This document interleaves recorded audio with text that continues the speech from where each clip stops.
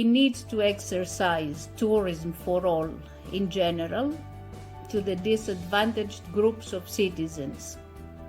We are all together for inclusive tourism, for our destinations, heritage, community, and for our visitors.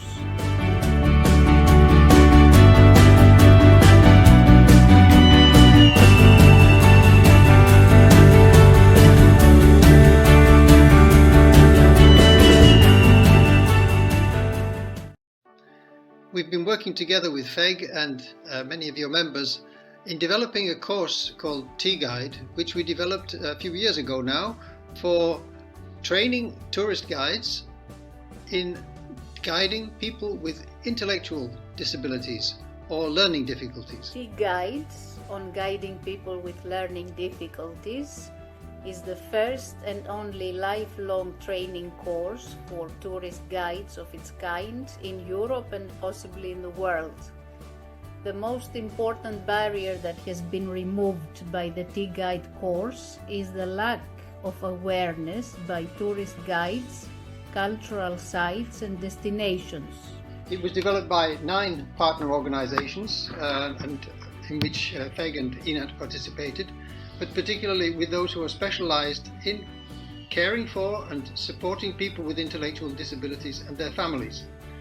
Now, this group that we're talking about also includes older people who may have the beginnings of dementia or some difficulty in memory, but they still enjoy going to cultural destinations and having a good day out with a tourist guide to guide them.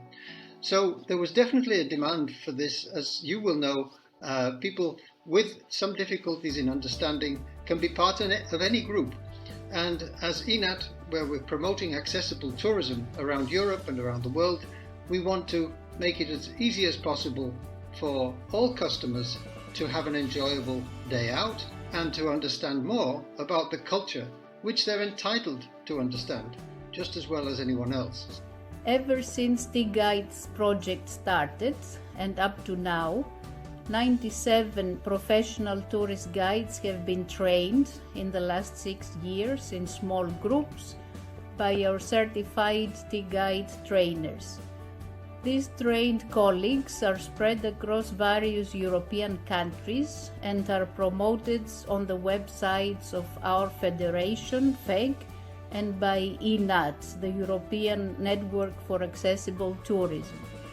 Moreover, 23 guides are now candidates and will soon complete their training to be certified as well, after the most recent 3 training courses that were delivered in October last year in Portugal.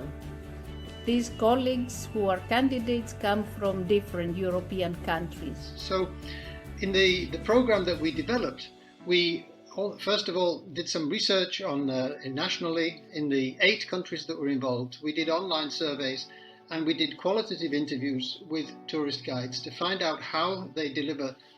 Some tourist guides have experience in this area, so how were they delivering their tours and how did they make the tours better for all their visitors? But we also had to see how to prepare these guiding experiences and how to carry them out and how to actually reach out to the destinations, to the museums, to the archaeological sites and inform them about the need of this part of the population for understanding their particular offers. So in the training course that we give and accredit together with FEG, we are very concerned that the tourist guides should be able to interact with these organizations and prepare and show that they can prepare a guided tour. So they take the learning course online and they make a practical examination after they have done a guided tour. So in this way they are fully trained to be a little bit more expert, should we say, in this particular field.